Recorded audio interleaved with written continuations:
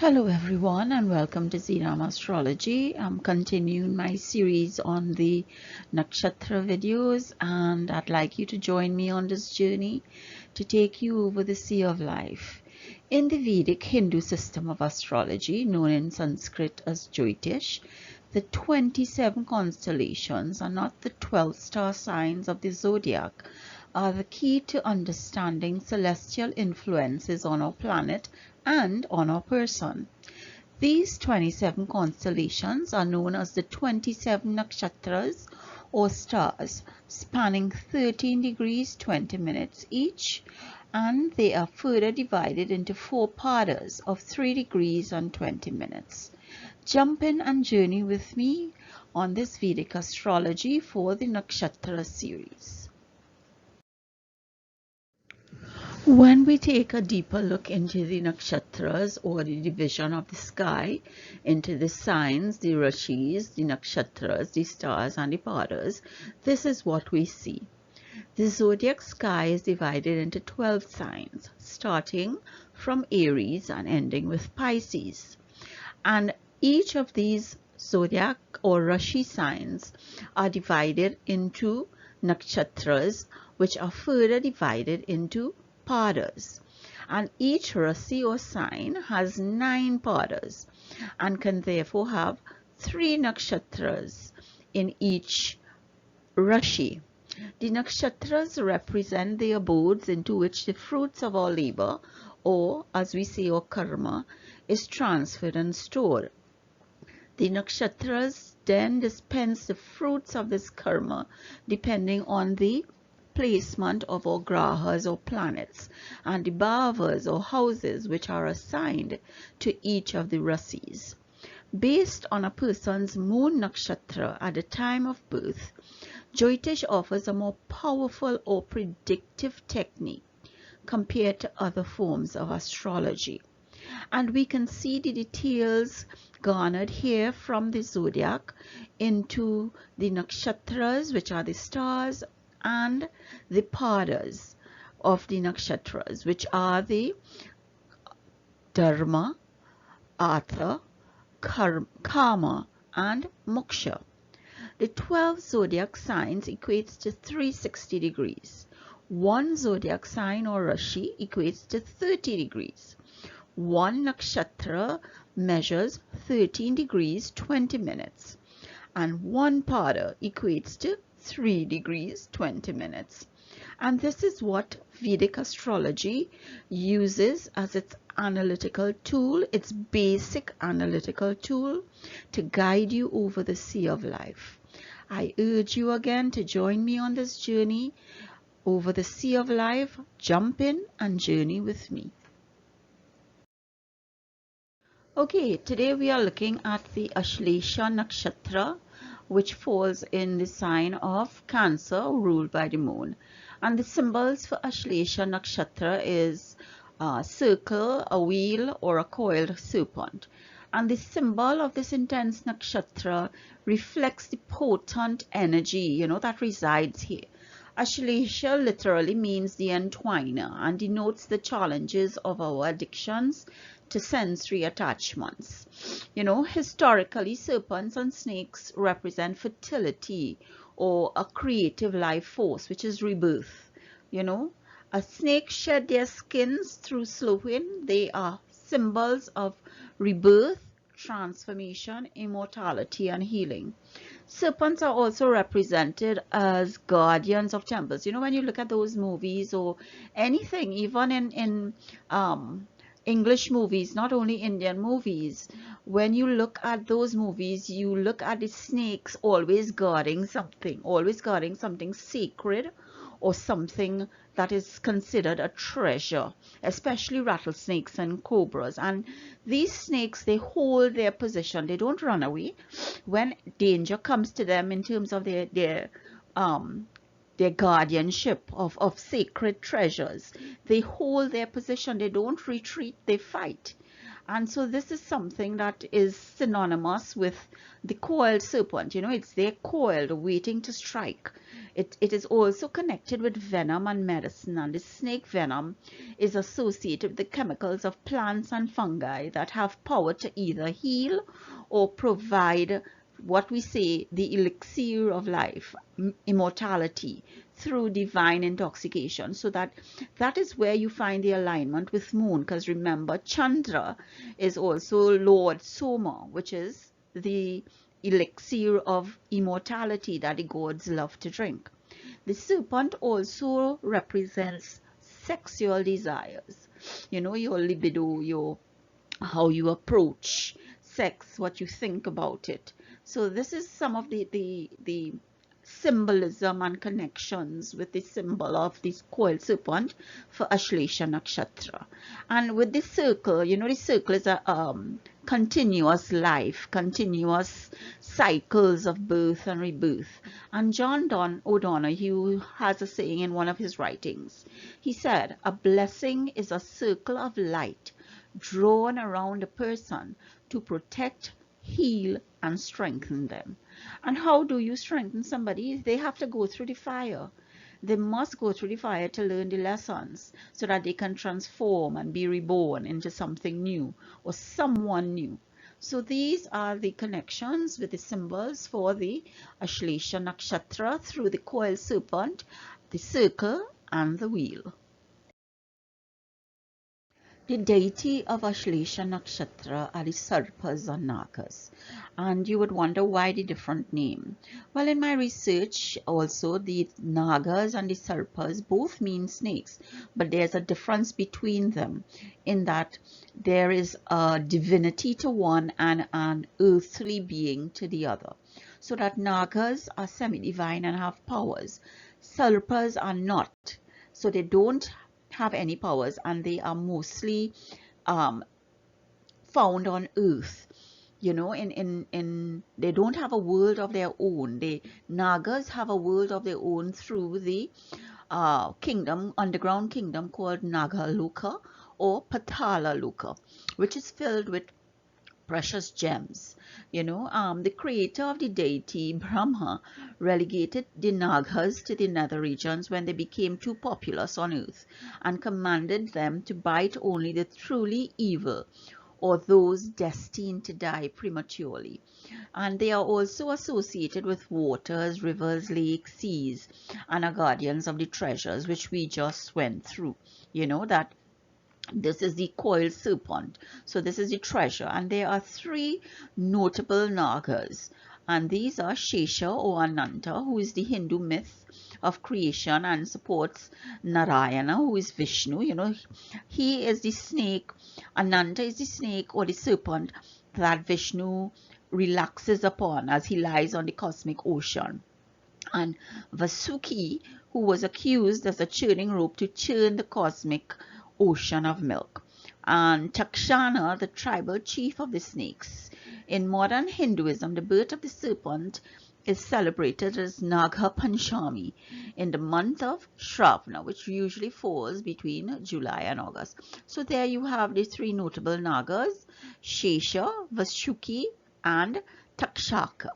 So that let us, you know, understand that while there is something clinging about the deities of Ashlesha, there's also transformation, there's rebirth, there is change, there is flow with water, there is emotion because moon is there as the ruler. So all these things come into play when we do our analysis of your Kundali.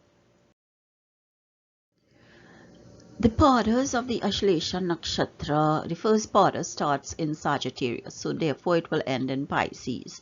And recall in my previous videos on the Nakshatra series, the first pada is Dharma, the second pada is Artha, the third pada is Kama, and the fourth pada is Moksha. So that in the first pada of the Ashlesha Nakshatra, which is the Sagittarius Navamsha, remember Sagittarius is ruled by Jupiter, Sagittarius and Pisces. So the first and fourth pada are ruled by Jupiter. And in the first pada, remember Jupiter is the guru, the creator of knowledge, the gods the god's teacher. And you know, in this way it signifies hard work and dedication. You may have to deal with enemies, and your health may not be satisfactory. In the fourth pada, also ruled by Jupiter, because this is Pisces, there will be illusions and a tug of war between morals. This is the pada in which the Ashlesha serpent is at last slain. People during this pada get weak and cannot control others much. Your father's health may be adversely affected if you have moon in Ashlesha here. And in the second and third pada, which falls in Capricorn and Aquarius, this is ruled by Saturn. So that the second pada in the quarter, you will be extremely ambitious and will use all your negative traits to achieve your goal. This is where the manipulation and the clinging star and the coercion and the entwiner comes into play, because you will not be able to let go of your material resources or your possessions. You will want to cling on to them, just like the coiled serpent. And the third nakshatra is where secrecy. Remember, Aquarius is an Aries sign, so it can go either which way, and secrecy will dominate during this pada, and you will be associated with the occult side of the nakshatra. The planets, any planets that are posited in this third pada in Ashlesha, may impact your mother's health. And we say that because, remember, Ashlesha is in Cancer. Cancer is all about the home and the emotions and your mother and your abode, you know, your domestic situation. So this is what comes into play. So there are a lot of things, there are a lot of details, there are a lot of guidance from the stars for us in the padas of Ashlesha Nakshatra.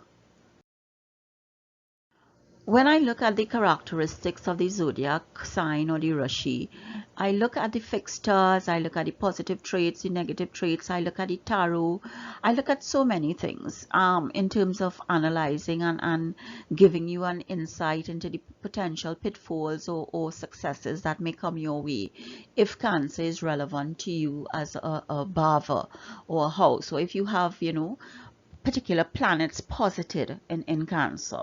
And there are quite a few fixed stars, as you can see, in Cancer, and these fixed stars obviously is going to impact on your mind, on your behavior, on your consciousness, and what you like, you know, and what you would like to do and what you should do, or what could happen should a malefic or benefic planet transit these fixed stars.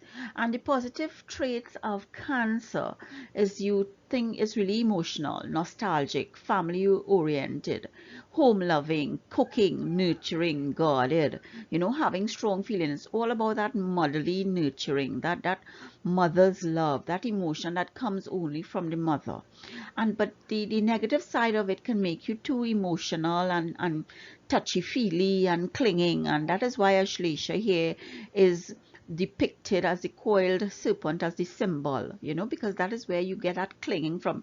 You don't want to leave your mother's house, but you also have strength. It's not only, you know, negative, because the chariot is there. The chariot is there to guide you and steady you and give you that impetus to rise above life's conflict, you know, even though you seek security based on the motherly affection and the nurturing that is true to this sign. You also want the freedom of an open road, so that you can use your intuition, that Cancer, that soil serpent, that circle, that wheel, to have ever loving and ever moving change and transformation. So these are some of the things that we look at, and these are some of the characteristics that we come up with through analysis. And if your ascendant or your lagna resides here, the 11th lord is Bhadak, which means that it creates obstacles. And the 11th lord for you will be Venus, because that is Taurus. Taurus will be the 11th house, or the 11th bhava. So that Venus will be owning your 11th house, and also would be the ruler of Libra, which will be your fourth house, your third house, sorry. So that at the end of the day, the fourth house, I was correct. Some things, you know, I probably need a rest, but at the end of the day, this is what happens, and this is what we look at and see through Vedic astrology to help you through your journey in life. So here we have the Mercury characteristics in Cancer, but I've also put up Moon because Moon is a ruler, and Ketu, where Ashlesha is the birth star of Ketu. So that all of these areas need to be analyzed for us to tell you your potential. And Mercury in Cancer gives you the logical mind, expressed through the emotional sign of Cancer, through your feelings. So that sometimes your feelings are rational and logical, but with Moon coming into play, it can be very emotional, because you are thinking about that sign that is represented for emotions, and is a strong focus on the person. And with your mind, you have thoughts, you have feelings. In extreme cases, it could be someone who is overly emotional and dramatic and cries easily, because Moon rules Cancer. And Ketu is the birth star of Ketu here, so that he has a say in how you behave. And remember, I always say Ketu says, been there, done that. He wants to be isolated. The Ketu is where, in terms of life circumstances, we find that everything will dissolve. And this is where we talk about transformation and rebirth. Ketu is our past life, the opposite of Rahu.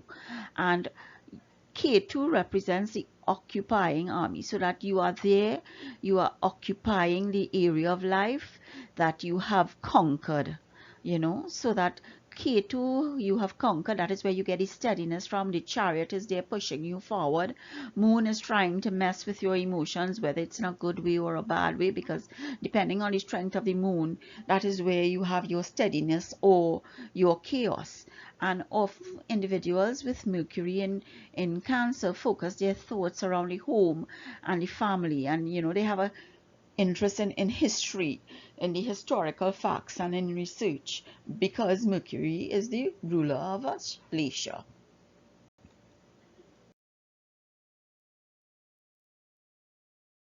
Card that I use for the Ashlesha Nakshatra, which is called the clinging star, and we have gone through some of these already, especially with the planet Mercury, who rules Ashlesha Nakshatra, the deity, the Sarpas, the Nagas, and the difference between them, the symbol, the coiled serpent, also inclusive of the circle and the wheel.